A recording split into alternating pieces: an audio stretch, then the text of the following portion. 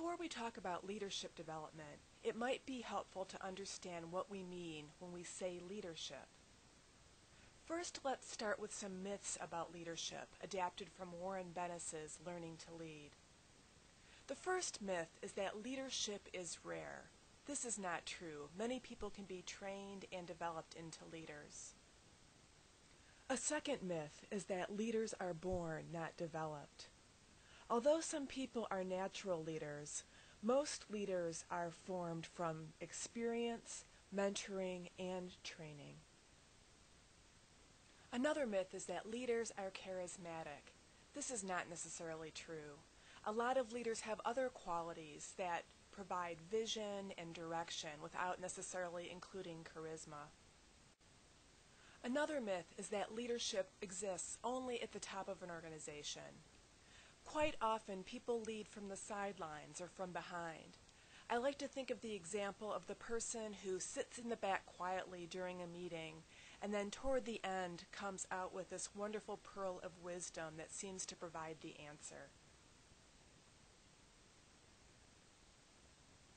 Another myth is that leaders control, direct, and prod to manipulate others. Again, this is not necessarily the case. Most leaders lead through vision and through articulating that vision in a way that makes it seem possible. Another myth is that good management is the same as leadership. Both are important to an organization, but they are very different from one another. Good leaders also need to be good managers, but they aren't necessarily the same thing. Let's look at some of the differences between managing and leading. Managing keeps things working by maintaining and mastering the tried and true routines, and by paying attention to the details. Leading is when you get up on the balcony so that you can see the big picture and that you can have a vision of other creative possibilities. Managers tend to keep things on track, knowing what worked in the past and continuing to do those same things and do them well. Leading requires that the person foster learning and growth within the organization. Quite often the solution isn't apparent, or we need to find a new solution.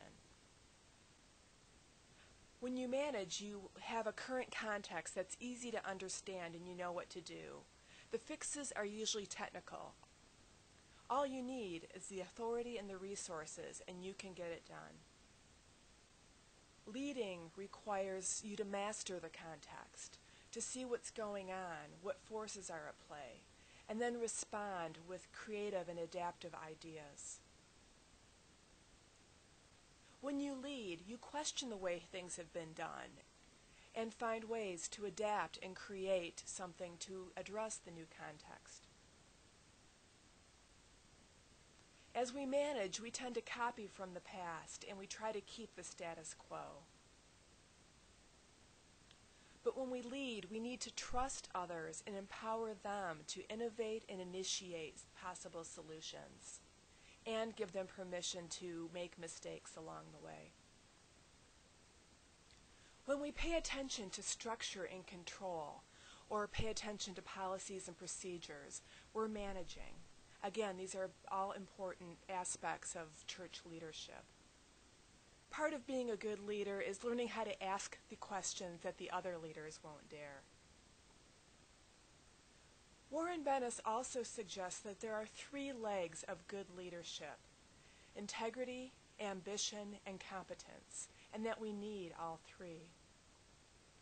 If you have ambition and competence without integrity, you tend to be self-serving and ignore the good of the whole. You put your personal power over the ethics. If you have ambition and integrity without competence, you're unable to deliver what you promise. You'll take your followers through to a righteous end. And if you have integrity and competence but without ambition, the leader will avoid challenging the status quo and again not be able to accomplish what they need to. Again, you need all 3 to be a good leader. Bennis also suggests that there are 6 leadership competencies that all good leaders must master. The first is mastering the context. What's going on around your congregation? What's going on within your congregation? How must you change the way you're doing things to address these new contexts? The second is mastering your own internal responses to what's going on. Where are your emotional triggers? What kinds of things are you excited about? What kinds of things make you anxious? It's important for a leader to be able to articulate and frame the problem that they're facing before they can attempt to find a solution.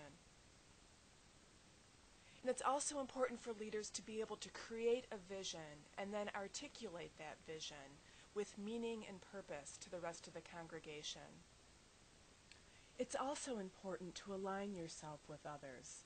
This means meeting people where they are, emphasizing with where they are in their current situation, and partnering with them as you move forward.